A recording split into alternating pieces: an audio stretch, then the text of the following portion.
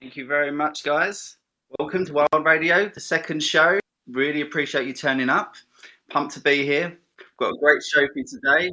We're going to discuss Devlog 11 and the Wyoming and the fantastic Wyoming Times AI show that Lo team put together. Thanks again for that, Lo. That was awesome last week. Really enjoyed that. Discussing the Wilderworld team in Singapore, and that I believe they've been showcasing on one-on-ones Rebellion. So to speculate about that and just discuss in general what we think where that could lead. We've also got a fantastic special guest, Gaio, today, where we're going to carry on discussing Wilderworld and the world of AI. I'm going to remind all listeners as well that the show is recorded, so just bear that in mind. As I say, I think we're slightly a little bit behind, so apologies for that. So I think we're just going to get straight into it, and I'm going to introduce a OG Wilder person I like to call a friend. I'm proud to call a friend. Extremely kind. I've been, speaking with him on and off throughout the project. From what I've always seen and noticed, he's always more than happy to offer help. Embraces the Wilder spirit. An ally, OG, as I've said, and in my opinion, the MMED kingpin. Guest, Gaio. Welcome, bud. How are you doing? I haven't got my soundboard actually. We'll do that. Hey, Chris. I'm doing great, man. Yeah, good to be here. Thanks so much for inviting me to the Wild Radio show. Thank you so much. How's your day been today? How's your week going? Oh, it's been an amazing week. I just I've been really locked into kind of a creativity wave with particularly AI video the last couple of weeks, and I just really enjoy that process. As you might know, I really thrive on creative expression, and so I always feel my best when I'm kind of locked into the zone. I'm going to start off, if that's okay, with sort of, if you wouldn't mind just telling the listeners, give an overview of your journey so far with the Wilderworld, how you stumbled upon it, and brief sort of summary of how Sure. From then to now. Yeah, sure. I mean, it's a long story. It'll be 3 years this November, so in a couple months. 3 years as a Wilderworld community member, and wow, I know so many other people here can feel me. It's been such a journey. It feels more like 5 years or 7 years. I don't know if I could relay the whole adventure, but I think one of my favorite parts of my story with Wilderworld is the origin story. How I first came into awareness of Wilderworld is really special to me because it took place in one of my favorite locations in the world, Tulum, Mexico. I was down there a lot during COVID. I was down there in 2021. I think that was my first trip down there. And one day I was invited to a crypto gathering, Web3 crypto gathering on the beach. I mean, you can picture, Tulum is just an amazing place. It's, just luscious, sublime, tropical beach environment with ancient temples and lots of crypto people down there just having fun. It was just a total blast. So it's a very special place for me. And I was at this crypto event, and I was invited to do a short presentation on some of the projects I was working on. And afterwards, someone, I don't remember who, I really wish I remember who it was, someone approached me and said, "Michael, Gaio, you definitely need to check out Wilderworld. Like, definitely. He says, go home and you check it out. You really need to know about Wilderworld." And so I did. I went back to my apartment that evening. I whipped out my laptop and opened up the wilderworld.com website. And right away, I felt a strong resonance. And I think this was in like May or June of 2021.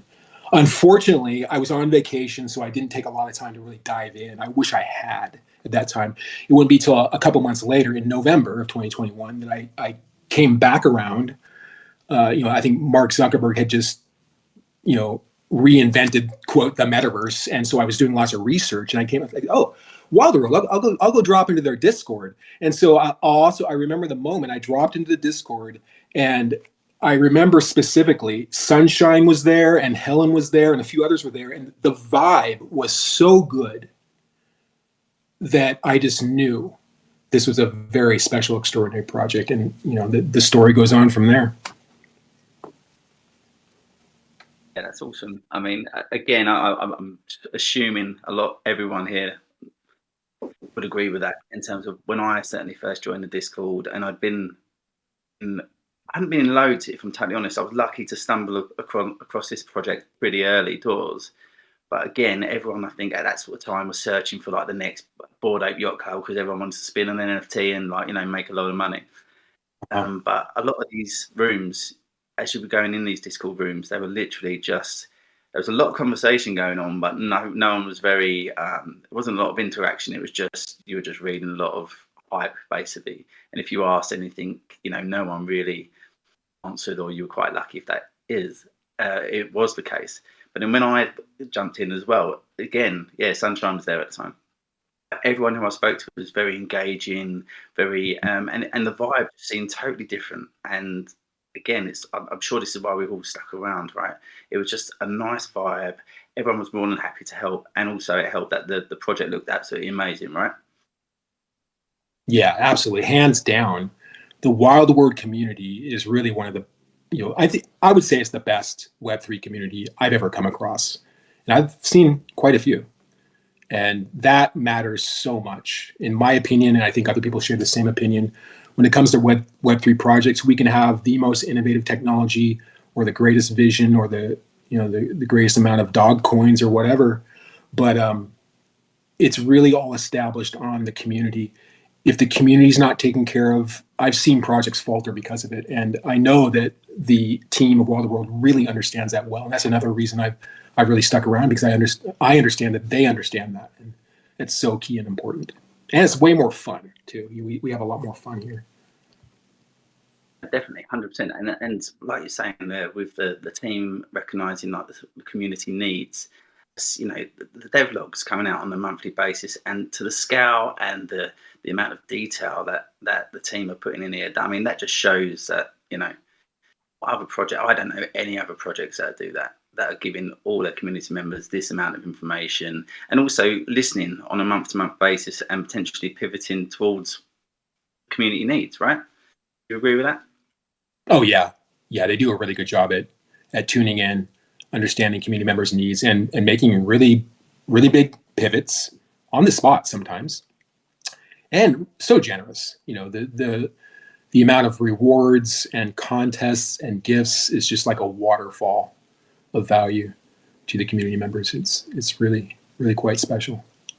It's so fun, right? It's so fun in terms of from people being here from the beginning, or whenever that is, the initial sort of Trinity season. There have been quite a lot of perks and rewards, and there will be more to come if anyone has just joined as well. So certainly wouldn't worry about that. But the amount they're fitting in on a monthly basis is insane, I think.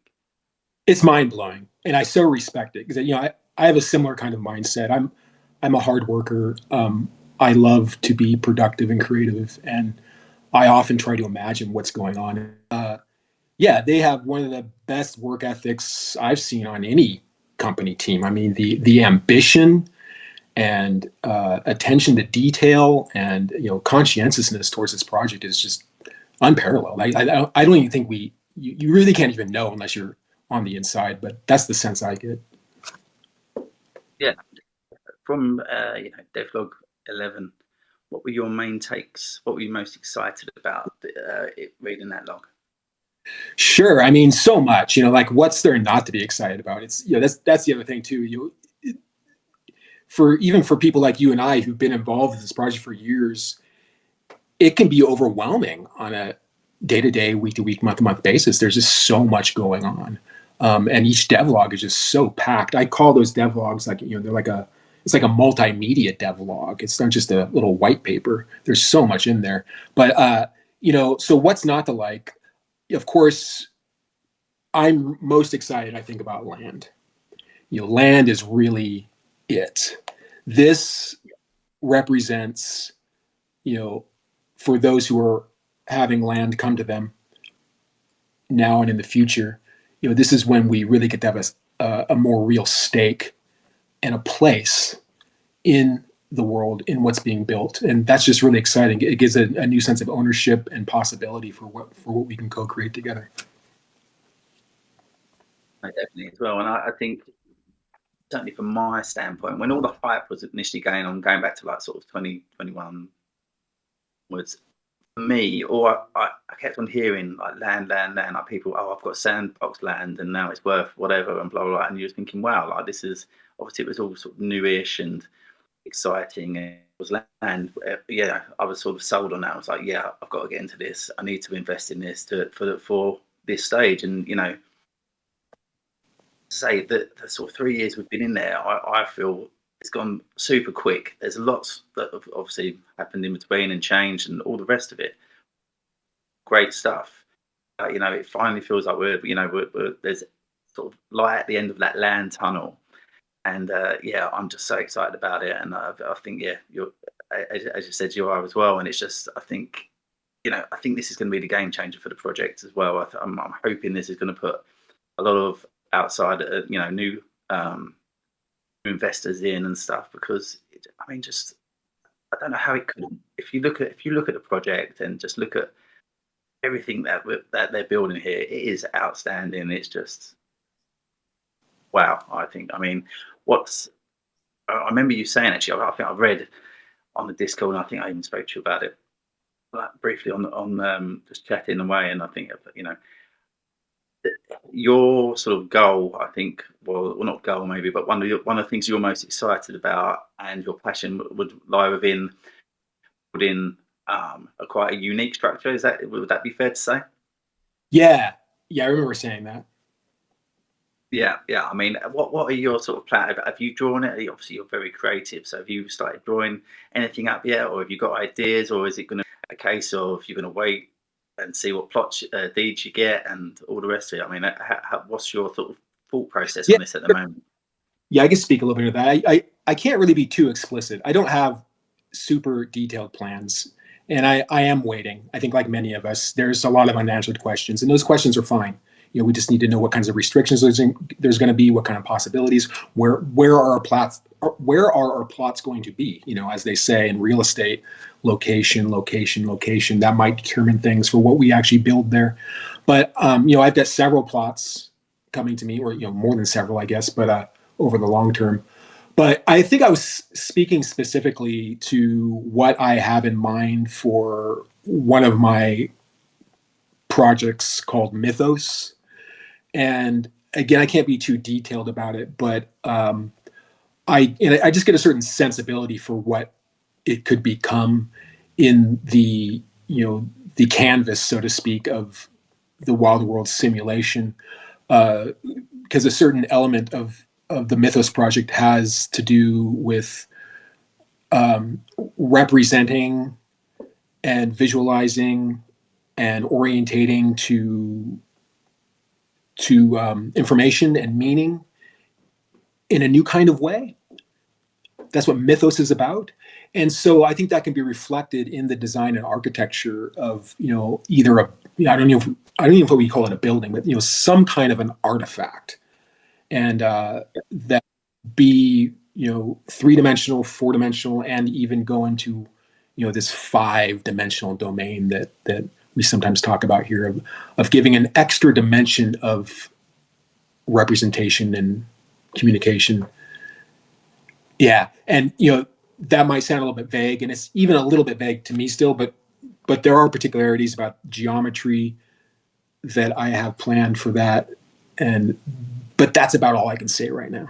Yeah. What are you hoping for material-wise? What would be your ideal if the building? Because obviously we're getting buildings now. And this is another change, which I thought was personally as well. Everyone's got a different opinion on this, right? From devlog 10, when it said we were just going to get the land and then we had to sort of mine and then build our own. Then when it switched up in 11 and said that the land's now going to come with buildings, I was like, yes, because I think that was the original plan anyways. Yeah. But I know everyone's got different expectations and what they want for the future. But I was very much like, yes, this is awesome. Like, I don't even mind if I get a shack, really, to be honest with you, as long as there's somewhere to lay my hat, if you know what I mean. But no, either way, I just think it's awesome that you can sort of drive to your home and like chill out there or whatever.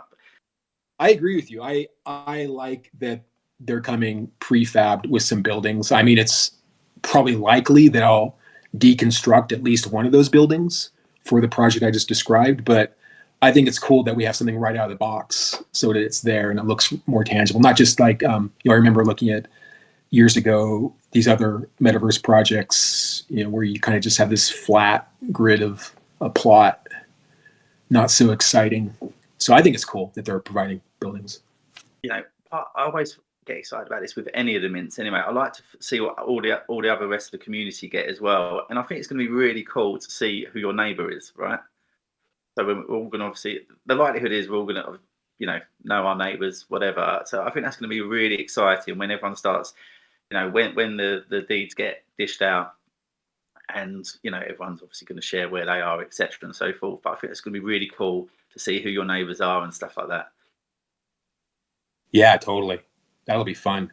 And I wonder if any possibility of possibly combining plots or something like that, like say our neighbors, and we decide to. Yeah, is that zoning? We have to get zoning permission or something for that.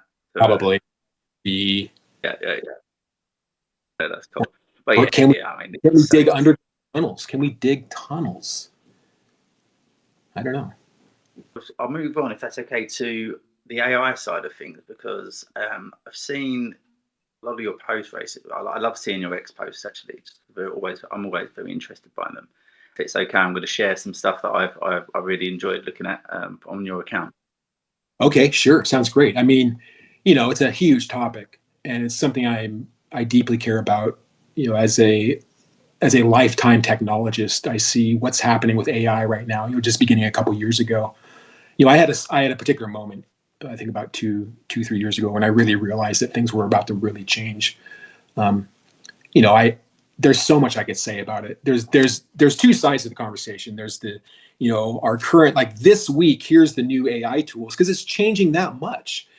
Even for people like myself who are paying attention to it all the time, and other influencers, it's really hard to keep track of how fast things are changing. So we could have the conversation around like, what are this week's best tools and what are all the news? It's just like so rapid. And then there's the other conversation around, what does this really signify and mean for the long term? Like I'm kind of heads down recently, just in a mode of my toe into AI generative video a bit. And it was cool, but I could see it really wasn't quite ready yet.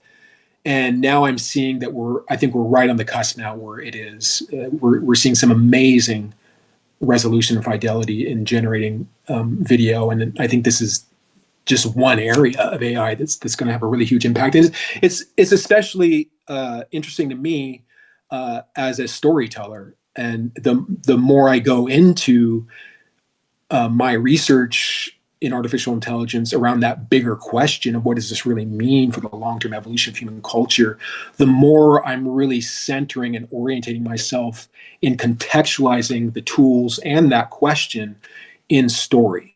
We first begin to speak and relay meaning through story. This goes way back in our roots. And so I think it's a really interesting conjunction to be kind of combining storytelling with AI in multiple ways, not just video, but all kinds of ways. I think it's a really interesting connection. And so that's where I'm really juiced up right now. I'm going to share, if that's okay, the Gamma Girls one first. Yeah, go for it.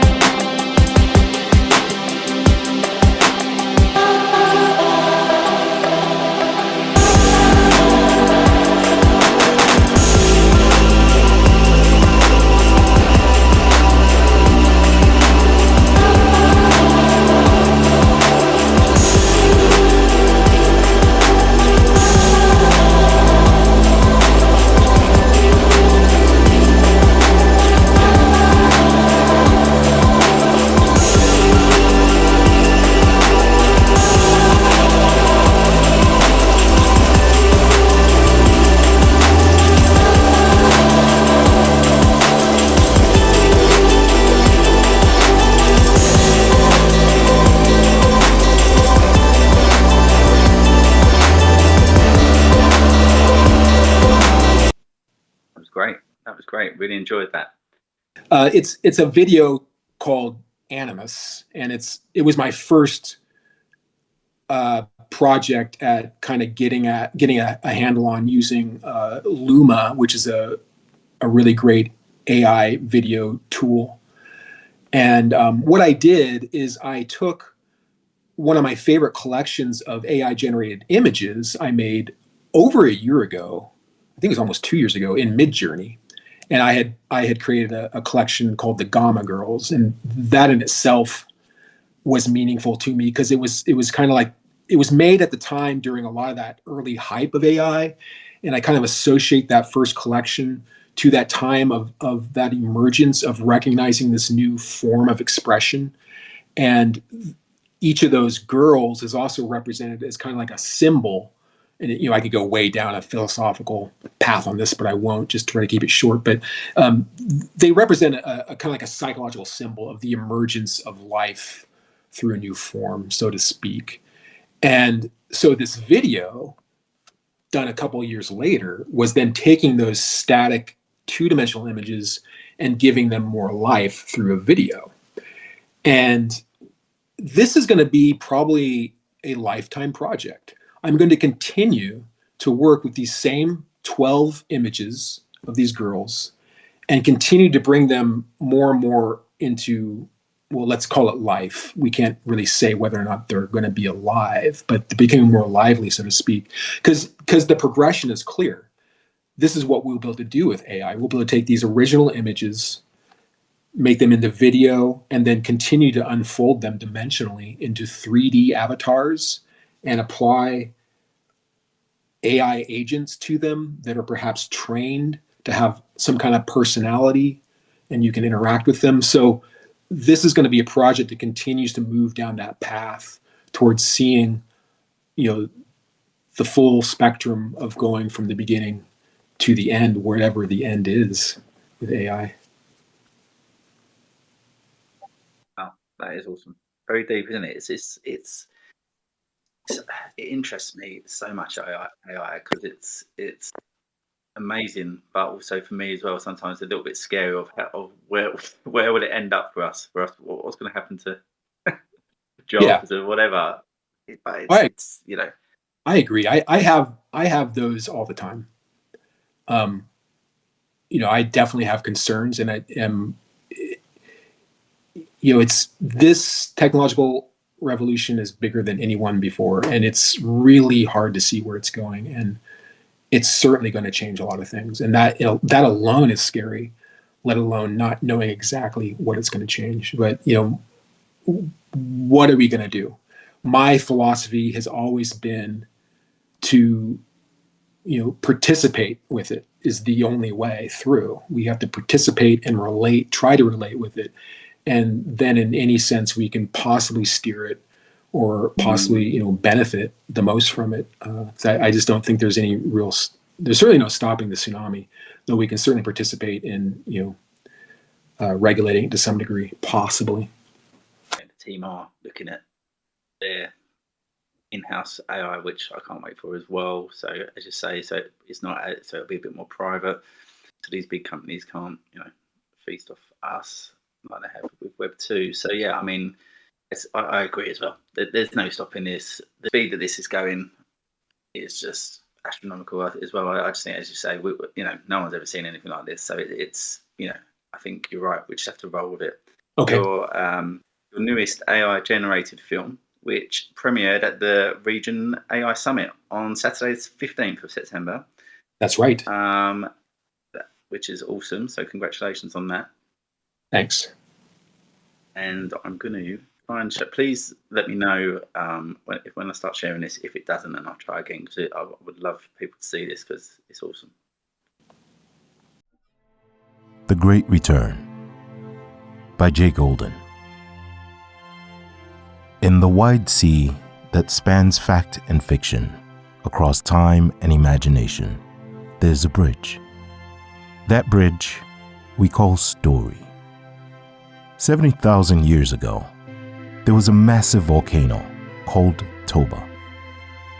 There are geologists that say that Toba's eruption covered half the earth in smoke, filling the sky with darkness, covering the earth in ash a foot deep as far as India. It was a decade of winter blocking out the sun, and nearly all humans perished in Toba's wake. Only the southern tip of Africa remained inhabitable, and only 5,000 people survived. It doesn't matter if you're a Baptist or Muslim, basketball player or salesman, wife, mother or uncle, Jew or farmer, plumber or poet. Somewhere among those 5,000 people are your cousins. For that small group of humans, it was time to go, to leave in search of a new land. This was the Great Departure. We became a traveling people, packs on shoulders, searching for new regions which held whispers of promise. Seasons became decades. Rivers and mountains and oceans were crossed. And we gathered around the fire telling the tales of creation and discovery. And so many of us would perish. Blood and blood, and trauma and life. Things emerged and collapsed and began again. And we would hold the circle together through many valleys and many summits. We'd walk and ride and float through time, searching for possibility, safety, and connection. Through escape and renewal, oceans and plains, and to the edges of this dear planet, our cousins traveled. It was the stories that made us whole, and the spinning earth wove its way. There was wonder, and there was pain. And we circled the globe again and again, linking the people and places of this great earth until we all stopped and the skies over Beijing cleared and the dolphins returned to Venice and the coyote walked across the Golden Gate. It was a 70,000-year journey just to get here. So began the time of the Great Return.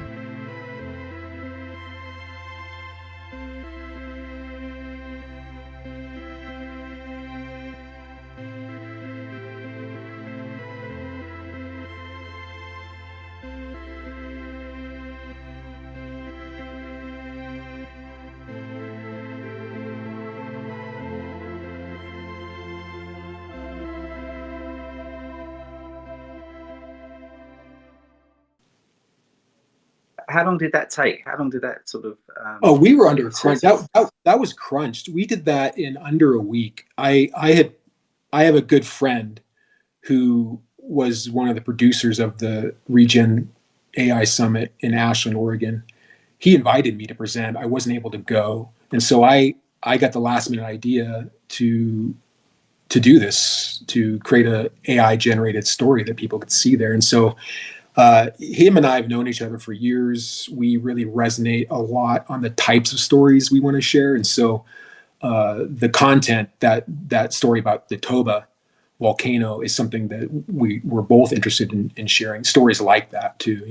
Humanity's long-term stories of survival is something we're both interested in. So he crafted the story and I focused more on the technical production side. And it was definitely a crunch. I was working on it to the last minute on Saturday, all that kind of thing. But I think it came out pretty good, and we learned a lot. And so I'm just putting them out and reiterating one by one, getting better every time. That's cool. It just it blows me away. I love it. We're certainly going to be tapping you up in the future to see how I can do something like this. It's great. It just blows my mind, really. In your opinion, sort of how do you feel the team could utilize or community members could utilize the in-house AI coming up? Like, what place does it have in Wilderworld, and how can it be best sort of served, if that makes sense? Yeah, well, I'm not super familiar with the specifics of what it will be. Like many things, we can mostly just speculate. But I assume, from getting to know the team over these years and kind of getting to know how smart they are, that they're probably and given that we already know that Wilderworld is already very well established in procedural processes, which is smart in itself. That AI is really just procedural processes taken to a next level, and so I would imagine that they're utilizing that in all kinds of ways, both internally to manage the project itself and probably within the world. I would imagine that I wouldn't be surprised to see things like that any of the NPCs we see walking around in Miami are probably going to be driven by AI. Maybe each will have its own unique personality and you can interact with them. I would imagine that the gens are going to be AI powered and that'll be our interface, that we'll have something like ChatGTP within Wilderworld where we can speak to our gen and get information or send messages or, all kinds of stuff. And then thirdly, knowing that as one of the primary, long-term goals and key missions of the project is to utilize Miami as a model for sustainable urban development and sustainable social systems and such, which is just really the crux of the project. I think that AI would probably very much be involved with that in facilitating, how we coordinate, interoperate as humans to co-produce these optimal social systems. I can't wait to find out. Yeah, same. But I'm going to give our listeners the old sneak peek exclusive of one of your AI music videos. Yeah, awesome. I cannot wait to. This is brilliant, guys. This song is called MMED. Hey, I'll get through on the this balance is now. fully the music, the images, and the video generation is all AI. It's a fully AI enabled music video about MMED. Yeah, this is cool, guys. Okay, I'm going to share this.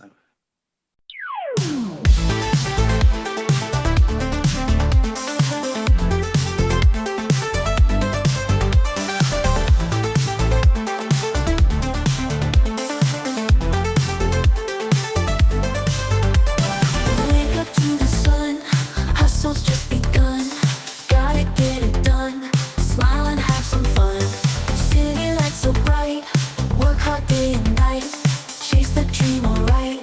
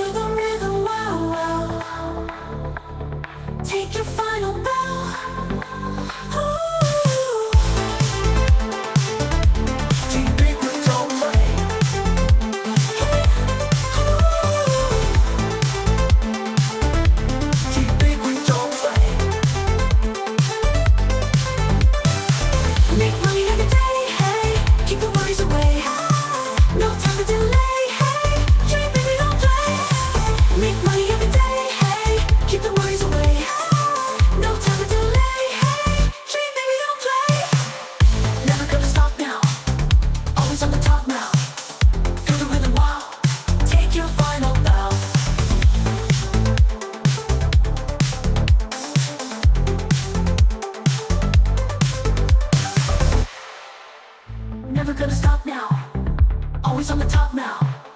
Feel the rhythm, wow. Take your final bow. Oh, never gonna stop now. Always on the top now. Feel the rhythm, wow. Take your final bow.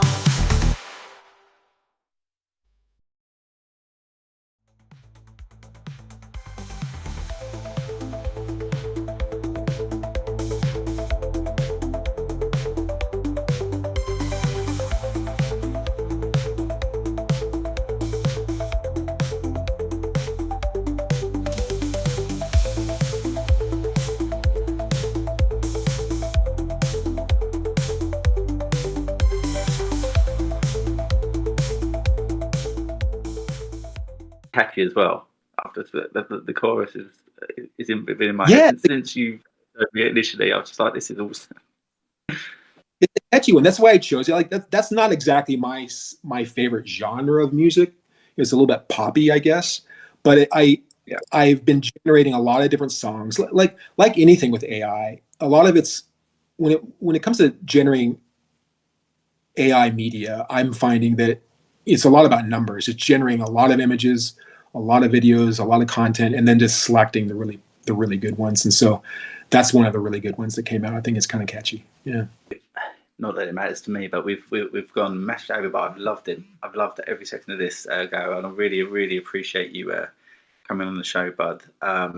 It's been an absolute pleasure to have you on, and thank you very much for letting me share your work again. If it's been posted on the chat, guys, so especially that music video, try and definitely take a look at that if it was laggy your end as well, just to before it gets taken down and reposted in the future. But definitely get your peepers on that. Hopefully have you back on again soon, if that's okay. For sure. There's a lot more we could talk about. So maybe we'll do it again someday. Yeah, that'd be awesome. I would love that. I bet. Thank you very much, mate. Thank you very much. You bet. Well, next was quickly as well, Pims. I'm not sure, has the code been dropped yet? Yeah, sure, no problem. It's very topical. Gaio special guest. You should see it in the chat. If Wings posted that now, Gaio special guest, all underscore.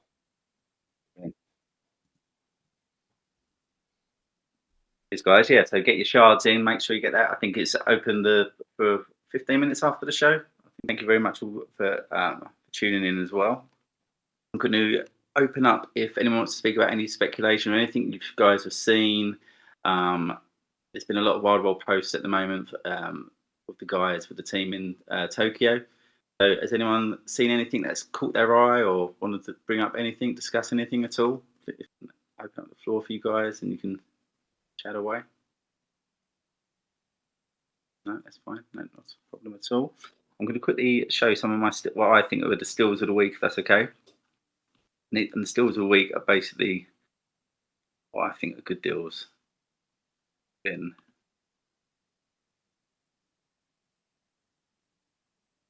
This I thought was decent here. This hover at spot 3085 we've, and yeah, how awesome is that price for that hover there? So congratulations whoever got that. I'm not sure who did. I didn't check it out, but actually I think I did try to check it out, but I didn't recognize the wallet because I am nosy like that. This was also my favorite. Let me do it. I think this is pretty awesome, this wave here. 0.25 as well, so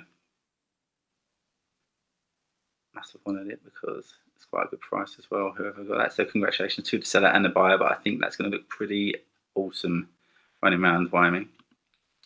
And we're going to end the show on this, if that's okay. Well, I Am Supermassive, Bass AF, the tune that they released out. I thought it was hilarious. A couple of minutes of I'm Supermassive doing what he does best. Thank you very much again, and again thanks to Gaio for coming on. Absolute pleasure, mate, and good luck with all the AI stuff as well. You're going to smash it, I'm sure. And yeah, can't wait to see that building when you find it when we get the land. Oh, it's going to be awesome. You used to race me and why? You used to. Yeah. You used to race me in Miami. Late night when the streets were lit. Race me in Miami. Late night when the streets were lit. And I know him, that Wilder Bling. That can only mean one thing. I know when that Wilder Bling. That can only mean one thing.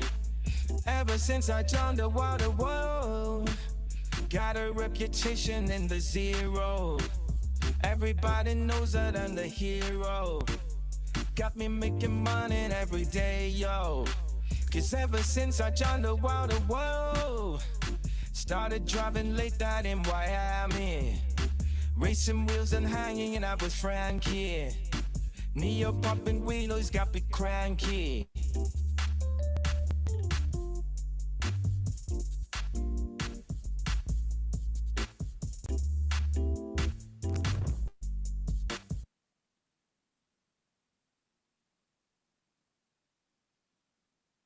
Thank you again, guys. I'll see you next time on Wild Radio. Really appreciate you tuning in. Everyone have a great week, and I'll see you soon. Thank you.